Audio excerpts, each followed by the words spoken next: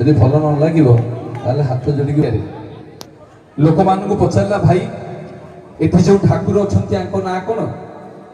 ଲୋକେ ଆଜ୍ଞା ସମସ୍ତେ କହିଲେ ଏ ବଦ୍ରିକାରେ ରହୁଛନ୍ତି ବୋଲି ଭକ୍ତାଙ୍କୁ ଶ୍ରଦ୍ଧାରେ ବଦ୍ରିନାଥ ବୋଲି ଡାକନ୍ତି। ପୁଣି ଆଜ୍ଞା ସେଇ ଲୋକଟା ବୁଲି ବୁଲି ଆସି ପହଞ୍ଚିଲା ରାମେଶ୍ୱରରେ। ଲୋକମାନଙ୍କୁ ପଚାରିଲା ଭାଇ ଏଠି ଯୋଉ ଠାକୁର ଅଛନ୍ତି ତାଙ୍କ ନାଁ କଣ? ଲୋକେ ଆଜ୍ଞା ସମସ୍ତେ କହିଲେ ରାମଙ୍କର ଈଶ୍ୱର ବୋଲି ଭକ୍ତାଙ୍କୁ ଶ୍ରଦ୍ଧାରେ ରାମେଶ୍ୱର ବୋଲି ଡାକନ୍ତି। ପୁଣି ଆଜ୍ଞା ସେଇ ଲୋକଟା ବୁଲି ବୁଲି ଆସିକି ପହଞ୍ଚିଲା ଦ୍ୱାରିକାରେ। ଲୋକମାନଙ୍କୁ ପଚାରିଲା ଭାଇ ଏଠି ଯୋଉ ଠାକୁର ଅଛନ୍ତି ତାଙ୍କ ନାଁ କଣ? ଲୋକେ ଆଜ୍ଞା ସମସ୍ତେ କହିଲେ ଏ ଦ୍ୱାରିକାରେ ରହୁଛନ୍ତି ବୋଲି ଭକ୍ତ ତାଙ୍କୁ ଶ୍ରଦ୍ଧାରେ ଦ୍ୱାରିକାନାଥ ବୋଲି ଡାକନ୍ତି।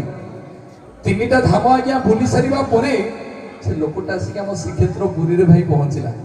ଲୋକମାନଙ୍କୁ ପଣ୍ଡା ପଢ଼ିଆରୀ ମାନଙ୍କୁ ପଚାରିଲା କହିଲା ଭାଇ ଏଠି ଯୋଉ ଠାକୁର ଅଛନ୍ତି ଆଙ୍କ ନାଁ କଣ? ଲୋକେ ଆଜ୍ଞା ସମସ୍ତେ କହିଲେ ଜଗନ୍ନାଥ। ଲୋକଟା ବୁଝିପାରିଲାନି, ମନେ ମନେ ବିଚାର କଲା, କହିଲା ଭଲାରେ ବଦ୍ରିକା ଯାଇଥିଲି ଯେ ଭାଇ ବଦ୍ରିକାରେ ରହୁଛନ୍ତି ବୋଲି ବଦ୍ରିନାଥ, ରାମେଶ୍ୱର ଯାଇଥିଲି ଯେ ରାମଙ୍କର ଈଶ୍ୱର ବୋଲି ରାମନାଥ, ଦ୍ୱାରିକା ଯାଇଥିଲି ଯେ ଦ୍ୱାରିକାରେ ରହୁଛନ୍ତି ବୋଲି ଦ୍ୱାରିକାନାଥ। ମୁଁ ପୁରୀ ଆସିଛି, ଇଏ କାହିଁ ପୁରୀର ନାଥ ନୁହଁ, ୟାଙ୍କୁ କାହିଁ ଭକ୍ତ ଜଗନ୍ନାଥ ଡାକିଲେ?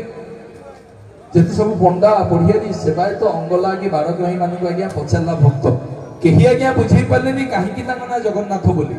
ଲୋକଟା ମନେ ମନେ ବିଚାର କଲା କାହାକୁ ପଚାରିବିନି, ଯାଉଛି ଜଗନ୍ନାଥଙ୍କୁ ପଚାରିବି। ସେଇଆ କଲା ଆଜ୍ଞା, ସିଧାସଳଖ ଗଲା ଗରୁଡ଼ ପଛରେ ଛିଡ଼ା ହେଲା, ଚକା ଆଖିରେ ଆଖି ମିଶେଇଲା, ଦୁଇ ହାତକୁ ଟେକିକି ସମର୍ପଣ ହେଇଗଲା।